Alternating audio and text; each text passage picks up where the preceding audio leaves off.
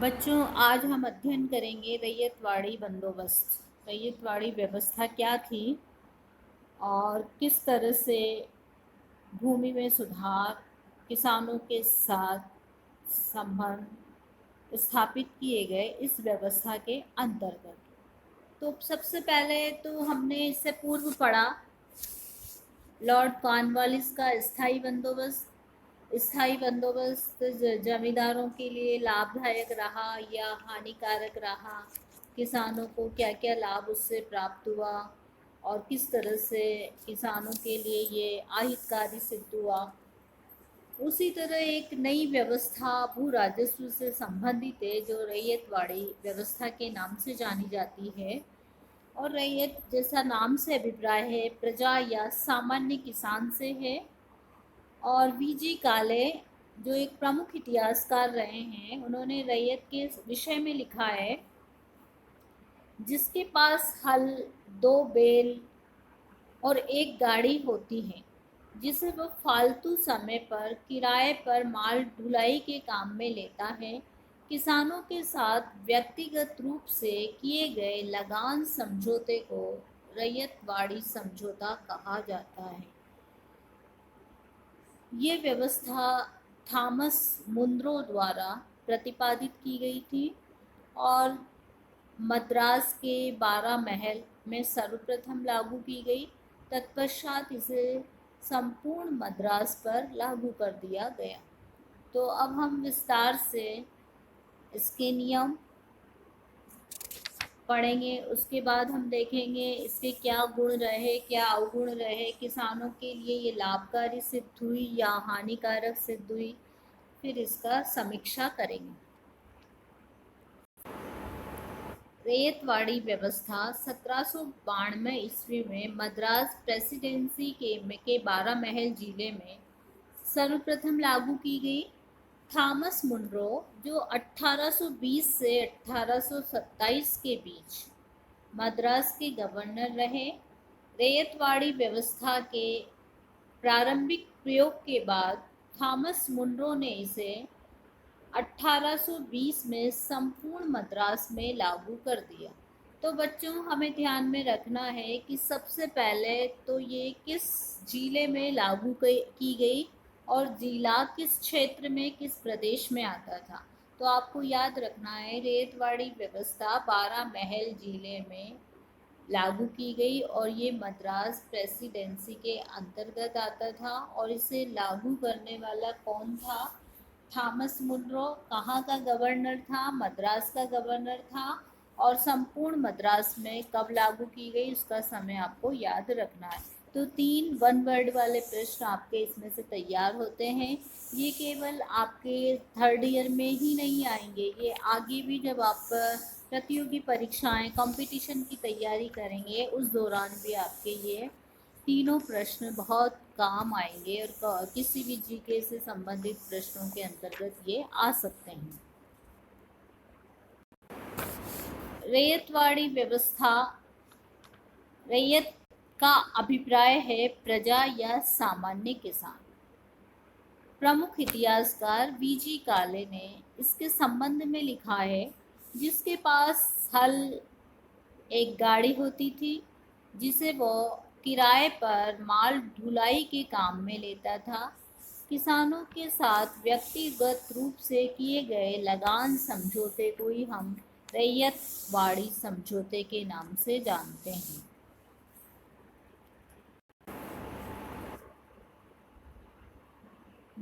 ये वाला जलवायु के रीड के जलवायु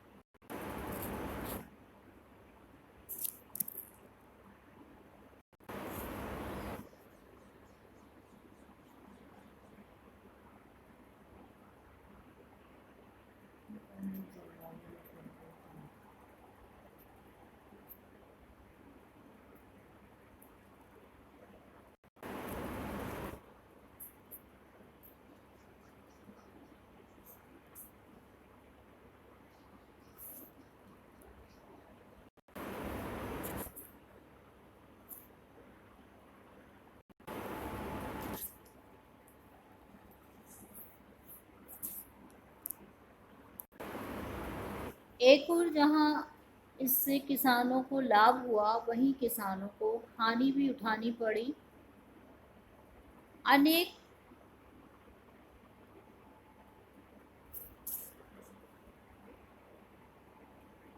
अनेक प्रदेशों में लगान की दरें अधिक निश्चित की गई। डॉक्टर ताराचंद के अनुसार इससे उसके पास जीवन निर्वाह के लिए पर्याप्त रकम नहीं बचती थी। सरकारी अधिकारियों ने सख्ती के साथ लगान वसूल किया। कई बार अकाल और सूखे के समय भी उन्हें पर्याप्त छूट नहीं दी जाती थी। भूमि को किसान की व्यक्तिगत संपत्ति बनाने के कारण उसे हानि हुई। लगान अदा करने, ऋण अदा करने तथा सामाजिक और धार्मिक अनुष्ठानों में व्यय के कारण वह साहूकारों के जाल में फंसता चला गया तथा भूमि से बेदखल भी हुआ। वह अदालतों के खर्च और देरी को सहने की स्थिति में नहीं था।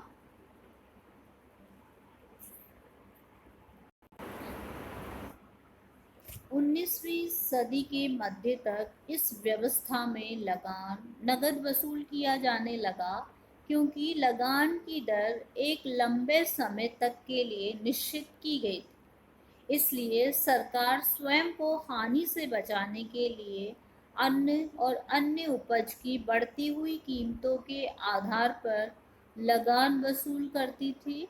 ये किसानों के हित में नहीं था। थॉमस मुनरो की ये आशा थी कि किसान इस व्यवस्था के तहत भूमि की उन्नति करेगा, उसे फलीभूत करेगा, परंतु उसकी इच्छा या उसकी आशा पर तुषारपात हुआ। 1855 ईस्वी में सरकार ने स्वीकार किया कि लगान की दरें ऊंची तय करने तथा बार बार उसमें परिवर्तन करने से कृषि की उन्नति में अवरोध उत्पन्न हुए हैं। इससे किसानों की गरीबी बढ़ी है और वे भूमि से बेदखल हुए हैं। भू राजस्व अधिकारियों के दमन का शिकार किसानों को होना पड़ा। इस तरह हम कह सकते हैं कि ये रैयतवाड़ी बंदोबस्त किसानों के लिए अहितकारी सिद्ध हुआ। यद्यपि किसान को भूमि का या भूस्वामी माना गया, लेकिन लगान की दरें इतनी ऊंची होती थी कि वो साहूकारों और दूसरे लोगों से ऋण के कारण उनके चंगुल में फंसता गया और कालांतर में भूमि से बेदखल होता गया। तो इस तरह बच्चों, आज हमने रैयतवाड़ी बंदोबस्त के बारे में विस्तार से अध्ययन किया और इसमें किस तरह से प्रश्न उत्तर आपके एग्जाम में आ सकते हैं उसकी भी हमने जानकारी ली। रैयतवाड़ी बंदोबस्त पे आपके जो है निबंधात्मक प्रश्न भी आ सकता है, वो 20 नंबर का भी हो सकता है और 10 नंबर का प्रश्न भी आ सकता है। उसमें हमको इसके बारे में पहले इसकी शर्तों के बारे में उल्लेख करना होगा, फिर सरकार को इससे क्या लाभ हुआ और किसानों के लिए क्या ये लाभदायक सिद्ध हुई, स्पष्ट कीजिए। तो आपको इसके बारे में विस्तार से लिखना है और इसको ध्यान से पढ़ना है। ये अभी ही नहीं, आपके इस एग्ज़ाम के साथ साथ ये प्रतियोगी परीक्षाओं में भी बहुत उपयोगी है। हम पढ़ेंगे महालवाड़ी व्यवस्था। बच्चों, इससे पूर्व आपने भू राजस्व व्यवस्था के अंतर्गत कानवालिस का स्थायी बंदोबस्त पड़ा वो असफल सिद्ध हुआ, किसानों के लिए हानिकारक रहा। फिर हमने रैयतवाड़ी व्यवस्था देखी। रैयतवाड़ी व्यवस्था के अंतर्गत भी किसानों का हित नहीं हुआ। महलवाड़ी व्यवस्था उत्तर भारत, मध्य प्रदेश और पंजाब के प्रदेशों में लागू करने की योजनाएं लॉर्ड मैकेंजी द्वारा बनाई गई। तो महलवाड़ी व्यवस्था क्या थी, इसके अंतर्गत किस तरह के नियम थे, किस तरह से ये किसानों के लिए, सरकार के लिए लाभदायक सिद्ध हुई। तो सिक्के का दूसरा पहलू भी था कि किसानों के लिए यह अहितकारी भी सिद्ध हुई। तो हम देखेंगे महलवाड़ी व्यवस्था। इस व्यवस्था को ईस्ट इंडिया कंपनी द्वारा उत्तर प्रदेश, पंजाब, मध्य प्रदेश में लागू किया गया। इस व्यवस्था में भूमि बंदोबस्त कंपनी ने एक गांव को महल मानकर गांव के मुखिया के साथ किया। ये भू राजस्व भारत के 30 भूभाग पर लागू किया गया। गांव के मुखिया को लंबरदार कहा जाता था, जिसका कार्य गांव से लगान वसूल कर कंपनी को देना था। गांव को महल कहे जाने के कारण इस व्यवस्था को महलवाड़ी व्यवस्था कहा गया। इस व्यवस्था की अवधारणा को सर्वप्रथम लॉर्ड मैकेंजी ने 1819 ईस्वी में दिया। 1822 के रेगुलेशन के अनुसार कुल भूभाग का 95% निश्चित किया गया था तथा इसे वसूलने में अत्यधिक कठोरता बरती गई थी। अतः ये व्यवस्था असफल रही। 1893 ईस्वी में मार्टिन बर्ड के नेतृत्व में उत्तर भारत में कुछ सुधारों के साथ महलवाड़ी व्यवस्था पुनः लागू की गई। मार्टिन बर्ड को उत्तर भारत में भूमि व्यवस्था का प्रवर्तक माना जाता है। भूमि कर कुल उपज का 66% तय किया गया। यह व्यवस्था 30 वर्षों के लिए की गई। इसे बाद में लॉर्ड डलहौजी द्वारा कम करके 50% कर दिया गया, परंतु कर वास्तविक उपज के स्थान पर अनुमानित किया गया था। इससे किसानों को कोई राहत नहीं मिली। साथ ही लंबरदार अधिकांश भूमि पर अधिकार में रख लेते थे। अधिकांश भूमि कर अपने अधिकार में रख लेते थे। वो राजस्व वसूलने के लिए छोटे किसानों पर अत्याचार करता था।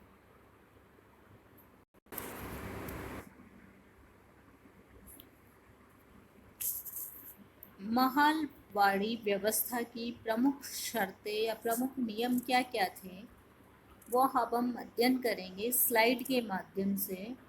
इस व्यवस्था के अंतर्गत एक ग्राम या जागीर, जिसे हम महाल कहते हैं, के लगान की वसूली के बारे में सरकार द्वारा वहाँ के जमींदारों अथवा कुछ कृषक परिवारों के मुखिया से समझौता कर लेती थी।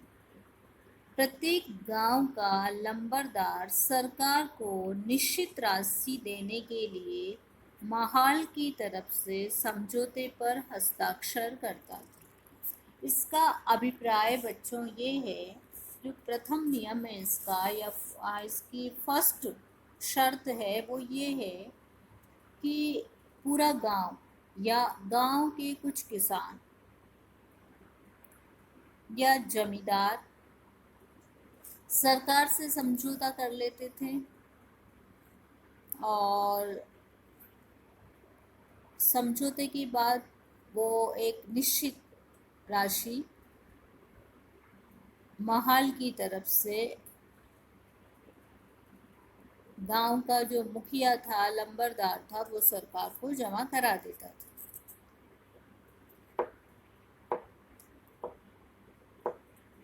कृषक निश्चित अवधि तक सरकार से समझौता करने वाले को अपना लगान चुकाते थे। प्रत्येक किसान द्वारा दिया जाने वाला लगान निश्चित किया जाता था। कुछ स्थानों पर 20 या 30 वर्ष के लिए समझौते किए गए थे।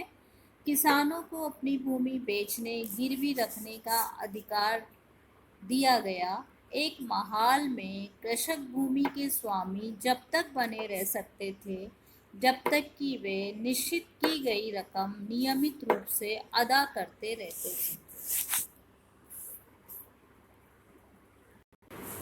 अब बच्चों हम देखेंगे इस व्यवस्था से या इन नियमों से सरकार को क्या लाभ हुआ। हमने देखा, इन शॉर्ट हम ये कह सकते हैं कि जो ये महालवाड़ी व्यवस्था थी ये एक किसान से न होकर एक समूह से या एक गांव से की जाती थी, और गांव की ओर से एक मुखिया एक निश्चित धनराशि या एक निश्चित रकम सरकार को निर्धारित तिथि पर जमा कराता था, और जब तक किसान की लगान देता था उसे भूमि से बेदखल नहीं किया जा सकता था।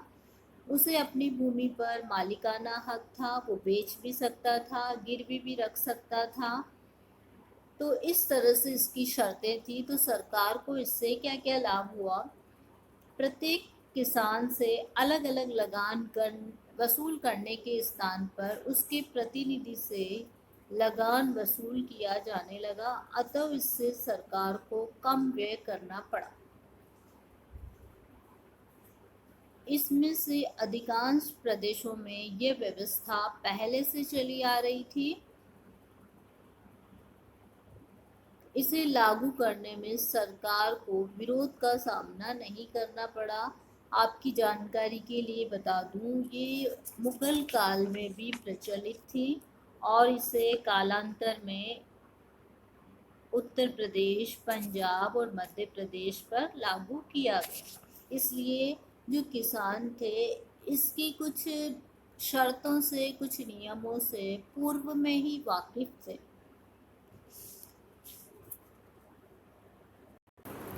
इस प्रकार हमने ब्रिटिश शासनकाल में जो 3 पद्धतियाँ निरंतर प्रयोगों के परिणाम स्वरूप विकसित की गई थी उसका अध्ययन किया। बंगाल, बिहार आदि में स्थायी भूमि बंदोबस्त, दक्षिण और पश्चिम भारत में रैयतवाड़ी, उत्तर और मध्य के प्रदेशों में महलवाड़ी बंदोबस्त।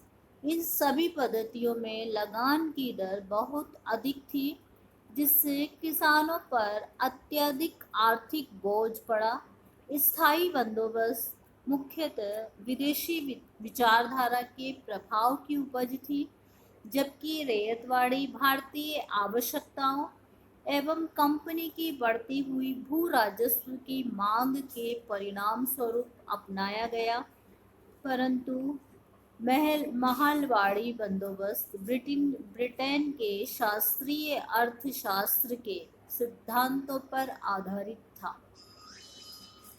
ब्रिटिश सरकार के द्वारा भारत की विदेशी भूमि पर किए गए प्रयोगों ने ग्राम समुदाय की जड़ों को हिला दिया, जिससे भारत की अर्थव्यवस्था जो गांव ग्राम प्रधान थी, वो विनिष्ट होने लगी, अर्थात अस्त व्यस्त होने लगी।